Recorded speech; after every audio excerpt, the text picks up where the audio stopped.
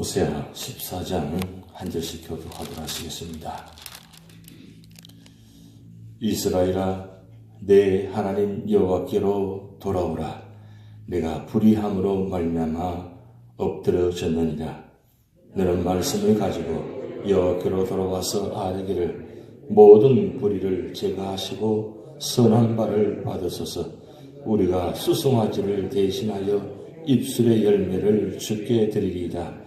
우리가 아수르의 구원을 의지하지 아니하며 말을 타지 아니하며 다시는 우리의 손으로 만드신 것을 향하여 너희는 우리의 신이라 하지 아니하오리니 이는 고아가 주로 말미암아 긍휼을 얻음이니이다 할지니라. 내가 그들의 반역을 고치고 기쁘게 그들을 사랑하리니 나의 진노가 그에게서 떠났음이니라. 내가 이스라엘에게 이슬과 같으리니 그가 백화와 같이 피겠고 레바논 병야목 같이 뿌리가 박힐 것이라.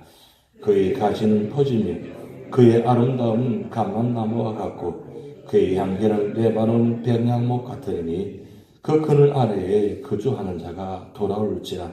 그들은 곡식같이 풍성할 것이며 포도나무같이 꽃이 필 것이며 그 향기는 레바논의 포도주같이 되리라. 에브라임의 말이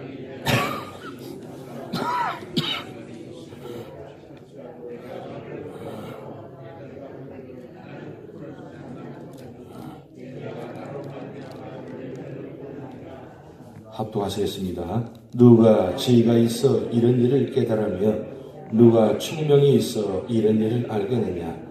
여호와의 도는 정직하니 의인은 그 길로 다니거니와 그러나 죄인은 그 길에 걸려 넘어지리라. 아멘. 호세아 마지막 장입니다. 이 호세아 14장을 보면서 하나님 참 대단하신 분이고 놀라우신 분이다. 왜냐하면 끝까지 하나님 지금 말씀합니다. 돌아오라고. 그래서 오늘 짧은 장이지만 반복해서 돌아오라고 지금 말씀합니다. 왜 돌아와야 됩니까? 돌아와야 될 이유가 무엇입니까? 왜 예배 드려야 되고, 왜 하나님 만나야 되고, 왜 새벽 기도 나와야 되고, 왜 우리가 하나님 엎드려야 되느냐? 그 길만이 살 길이기 때문입니다. 여호와께 돌아오라. 근데 오늘 말씀 보면 1절에 내가 불의함으로 말미암아 엎드려졌느니라. 이미 무너졌다는 뜻입니다.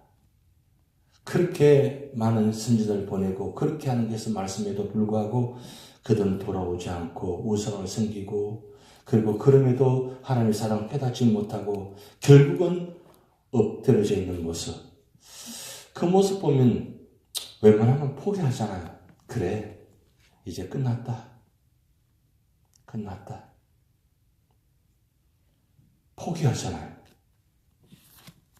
근데 하나님은 포기하지 않으십니다. 오늘 아침에 제가 소식을 봤는데 제가 베트남에서 협상이 결렬됐습니다. 어떻게 보면 그 수순인지는 모르겠어요.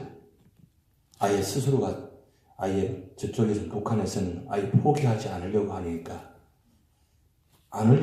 결국은 띄워질 수밖에 없는 거죠. 뭐 다른 측면도 있겠지만 이 세상에는 그렇습니다. 포기해버립니다. 끝났다고 합니다. 근데 끝난 게 아니죠, 사실은. 그게 다시 시작인지는 모르겠습니다. 그게 다시 기회일지도 모르겠습니다. 그렇게라도 했으라도 깨닫고 돌아오게 하려고 하는지도 모르겠습니다. 어떻게 보면 전략적인지도 모르겠습니다. 근데 그렇게 되었으면 좋겠습니다. 근데 세상 일은 내가 포기하지 않으면 절대로 완전하게 회복될 수가 없습니다. 마찬가지로 우리 하나님 앞에 돌아오지 않고 자꾸 내 뜻대로 내 방법대로 살아가면 결국 깨어지고 넘어질 수밖에 없습니다. 하나님께서 손대지 않고도 넘어져 버리는 모습. 하나님께서 건드려서 넘어지는 것과 하나님께서 건드리지 않고도 넘어지는 것 차이점이 있습니다. 하나님께서 건드리지 않고 넘어지는 건 어떻게 넘어집니까? 내 생각대로 하기 때문에 넘어지는 거예요. 그런데 하나님께서 손을 대서 넘어지게 하는 건 그건 그래도 기회가 있는 거예요. 그럼 넘어져도 어디로 넘어지게 하시느냐? 하나님 손안에 넘어지게 하시거든요. 왜 그렇게 하시느냐? 축복하시려고, 회복하시려고. 그래서 오늘 2절 3절 말씀에 회개하라. 회개하라. 이게 네 가지 회개의 모습이 나타납니다. 네 가지 회개의 모습인데 2절 하반절에 보면 그동안 우리가 수송아지를 대신하여 입술의 열매를 주께 드리리이다. 예배 회복이에요. 말은 폼은 그릇하게 예배를 드리고 예물을 드리고 폼은 참 좋습니다. 제사를 열심히 드립니다. 그런데 실제로 보면 회개가 없는 형식적인 예배와 제사였다는 거예요. 그런데 입술로 주께 드리리이다. 이건 입술의 열매는 회개 열매입니다. 회개하면서 나는 하나님 은혜를 말미암아 이렇게 되었으면 감사합니다. 이제는 다시는 돌아가지 않겠습니다. 하나님 앞에 엎드리겠습니다. 내가 잘못했습니다. 라고 회개의 입술로 열매를 드리는 그 진정한 예배예요. 진정한 예배는 바로 회개입니다. 회개 없이는 절대로 축복받을 수가 없습니다. 왜냐하면 하나님 우리 마음을 아시잖아요. 그러면서 3절 말씀에 세 가지 회개가 연결됩니다. 보면 아수르의 구원을 의지하지 아니하며, 이 아수르는 적입니다. 그런데 이 북이스라엘이 힘이 약하니까 하나님 의지하지 않고 아수르 자꾸 의지합니다. 조공을 바칩니다. 그렇게 우상한 금송아지 2마리 데려가 다니는 그 금송아지를 이 아수르가 조공을 바칩니다. 그건 정말 대단한 일이 아니에요? 그렇게까지 하는 그들의 모습. 그런데 이제는 하나님의 아수를 의지 않고 하나님을 의지하겠습니다. 그리고 두 번째는 말을 타지 아니하겠다. 이 말은 재물을 의지하겠다는 거예요. 재물. 북이스라엘 얼마나 많은 재물을 받았습니까? 축복받았습니까? 그런데 그거 의지하면 반드시 재물을 통해서 망한다. 재물이 나를 살려주는 것이 아니라 그 재물이 나를 무너지게 것이다. 그래서 재물을 의지하지 않겠다. 그래 말을 타지 아니하겠다. 그 말이에요. 그리고 세 번째는 다시는 우리의 손을 만든 것을 향하여 너희는 우리의 신이라 하지 아니하오니 이제는 다시는 우상을 만들지 않겠다는 거예요. 왜요? 북이스라엘 시작할 때 여로보암 1세서부터 여로보암 2세까지, 그러니까 13명의 왕이 진행될 때까지 그 금송아지 그거 만들어가지고 얼마나 절하고 엎드렸습니까? 그래서 다시는 우상을 만들지 않겠다. 그게 바로 회개의 결단입니다. 결국 회개는 뭐냐? 내가 의지하는 것, 내가 가지고 있는 거 의지하지 않고 다 내려놓고 오직 하나님만 의지하겠습니다. 하나님만 믿겠습니다. 하나님만 나오겠습니다. 그냥 나오는 것이 아니라 완전히 하나님을 항복하겠습니다. 그래서 예배는 항복한다는 뜻이 있습니다. 완전히 항복한다. 손을 쫙 뻗어서 완전히 엎드린다. 그게 회개의 의미고 항복의 의미입니다. 그 뜻은 내는 세상과의 단절하고 이제는 하나님만 바라보고 하나님 의지하겠습니다. 두 마음을 가지고 살아가는 것이 아니고 교회 와서는 하나님 의지하고 세상에서 세상을 의지하고 그런 모습이 아니라 오직 하나님만 의지하는 모습. 그래서 교회 안이나 교회 밖에서나 언제나 동일한 모습. 그걸 지금 하나님께 원하신다는 거예요. 그래서 마지막 기회를 주겠다고 돌아오라고. 지금 늦은 것 같은데, 끝난 것 같은데, 끝난 게 끝난 것이 아니라 지금 이 순간에도 끝난 것이 아니라 회개하기만 하면 하나님 받아주신다는 거예요. 그럼 회개하면 어떤 축복이 주어지느냐? 바로 4절부터 8절까지예요. 그런데 오늘 5절 말씀에 이렇게 말씀 나타납니다. 내가 이스라엘에게 이슬과 같으리니. 내가 이슬과 같으리니.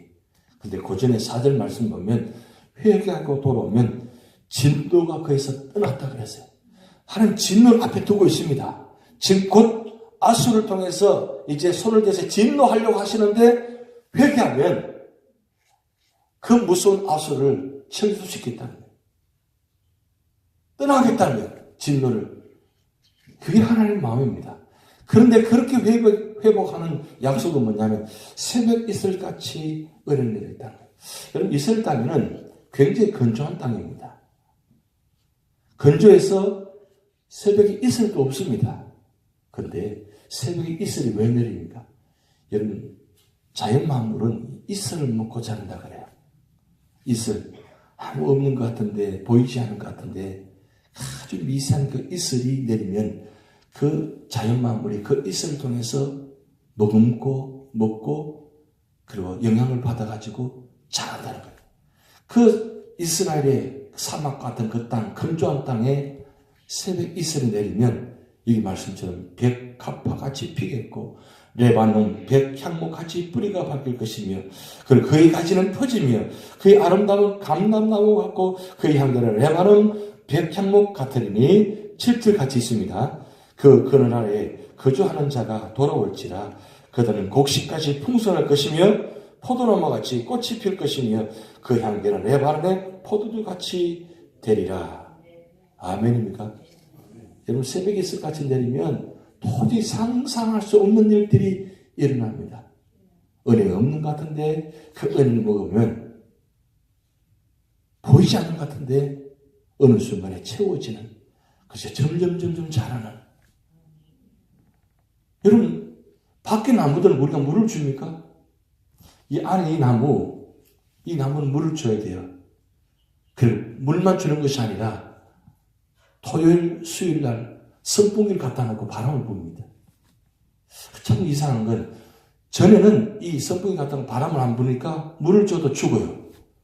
근데 바람을 불게 하니까 이 나무가 아직도 이렇게 자라고 있어요. 아직도 건강해요. 물과 바람이 얼마나 중요합니다. 그런데 세상의 모든 나무들 우리가 물을 주지 않아도 자라는 이유가 무엇입니까?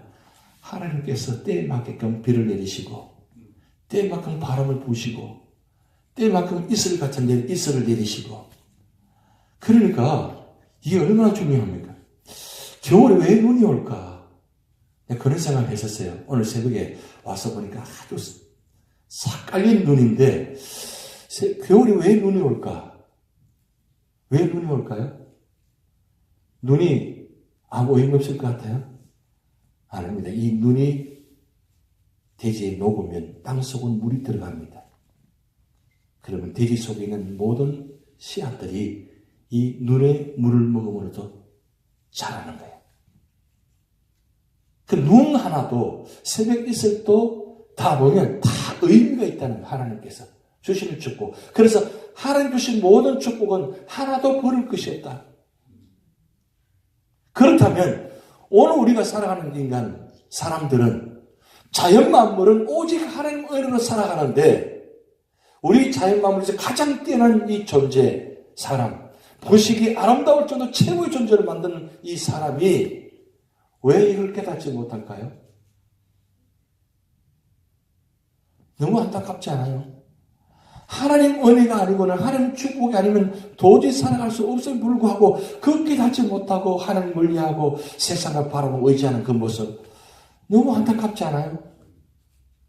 그런 거 보면 오늘 이 자리에 나오신 여러분은 축복입니다.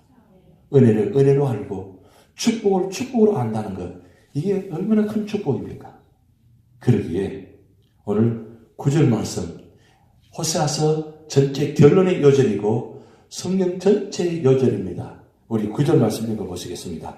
누가 지혜가 있어 이런 일을 깨달으며 누가 총명이 있어 이런 일을 알겠느냐? 여호와의 도는 정직하니 의인의 길은 그 길로 다니거니와 그러나 죄인은 그 길에 걸려 넘어지리라. 시편 1편 6절 말씀 의인의 길은 여호와께서 인정하시나 악인의 길은 망하리로다. 창세기부터 요한계시록까지 큰 두 길을 보여줍니다. 의인의 길과 악인의 길. 걸어가는 사람 결론이 뭐냐? 의인의 길은 하나님께서 그 길로 다니게 하십니다. 끝까지 가게 하십니다. 그런데 악인의 길은 뭐요? 걸려 넘어지게 하겠다. 망하게 하겠다는 뜻입니다. 그래서 호세아 선지자를 통해서 마지막 주시는 말씀입니다. 우리가 믿음의 길을 걸어가셔야 됩니다. 바로 이 예배 자리가 믿음의 길을 걸어가는 길입니다. 선교의 자리가 믿음의 길을 걸어가는 그 자리입니다. 우리 삶의 자리에 전도하는 자리가 믿음의 길을 걸어가는 것입니다. 기도하는 자리가 말씀 보는 자리가 믿음의 길을 걸어가는 것입니다. 그 길을 걸어가는 자는 끝까지 가게 하십니다. 그리고 임마누엘 하나님께서 함께 동행하십니다.